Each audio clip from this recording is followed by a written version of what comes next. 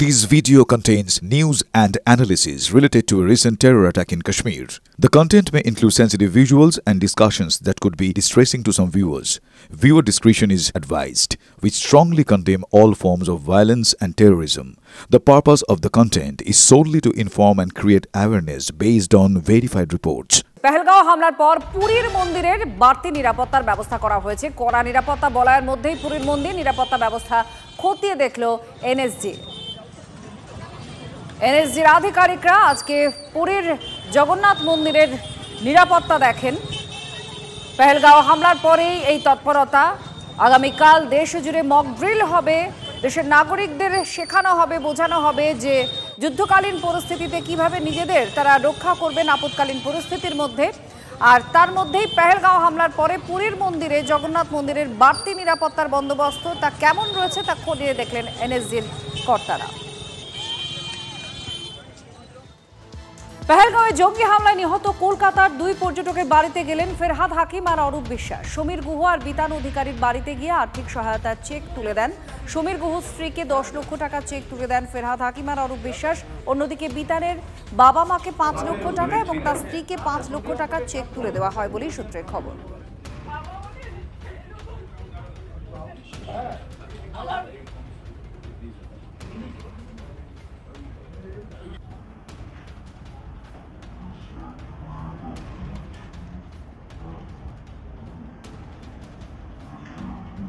না, উনি এসেছেন, উনি বলেছেন, আমার দিদি জামাইবাবু আমাদের বলেছেন যে আমরা আছি আপনাদের পাশে সর্বক্ষণ।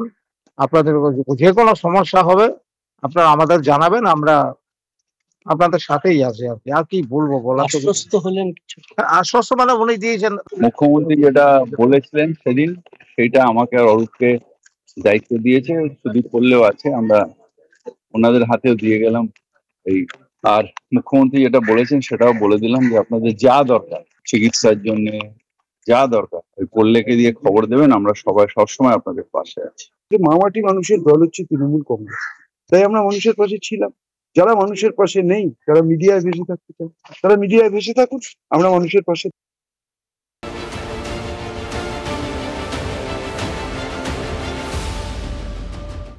2025-এ দাঁড়িয়ে ফিরে আসছে 1971-এর স্মৃতি। কাল দেশের সীমান্তবর্তী রাজ্যগুলোতে মক ড্রিল করা হবে, নির্দেশিকা জারি কেন্দ্রীয় স্বরাষ্ট্র মন্ত্রকের। বাংলাদেশে যুদ্ধের আবহেও দেশ জুড়ে মক ড্রিল হয়েছিল। 1970-1971 সালে 3 দফায় দেশ জুড়ে সেই সময় মক ড্রিল হয়েছিল। সিভিল ডিফেন্স এবং প্রাকৃতিক বিপর্যয় মোকাবিলার প্রস্তুতি হিসেবে সেই মক ড্রিলের নির্দেশ দেওয়া হয়। মক ড্রিলের ফাঁকে যুদ্ধ প্রস্তুতি ঝালিয়ে নিয়েছিল দেশের নিরাপত্তা এজেন্সিগুলো। মক ড্রিলের পরে সাধারণ মানুষকে একাধিক নির্দেশ দেওয়া হয়। বিদ্যুৎ সরবরাহ ব্যবস্থাও ঢেলে সাজানো হয়।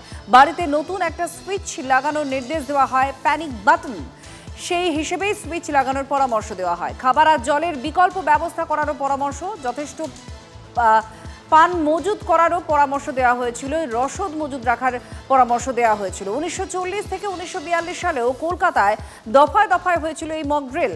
দ্বিতীয় বিশ্বযুদ্ধের আবহে লম্বা সময় ধরে হয় মক ড্রিল। দহনজ্বালা বাড়ার পূর্বাভাসে দক্ষিণবঙ্গে ফের তাপপ্রবাহের সতর্কবার্তা পশ্চিমাঞ্চলের 5 জেলায়। শুক্র শনি 5 জেলায় তাপপ্রবাহের সতর্কতা। তাপপ্রবাহের সতর্কবার্তা রয়েছে বাঁকুড়া, পুরুলিয়া, ঝাড়গ্রামের জন্য। পশ্চিম মেদিনীপুর, বীরভূমেও তাপপ্রবাহ হতে পারে বলে সতর্ক করা হয়েছে। কলকাতা সহ বাকি জেলায় উষ্ণ আর্দ্র আবহাওয়া থাকবে। আগামীকালের পর বৃষ্টি বাদলার সম্ভাবনাও কমে যাবে।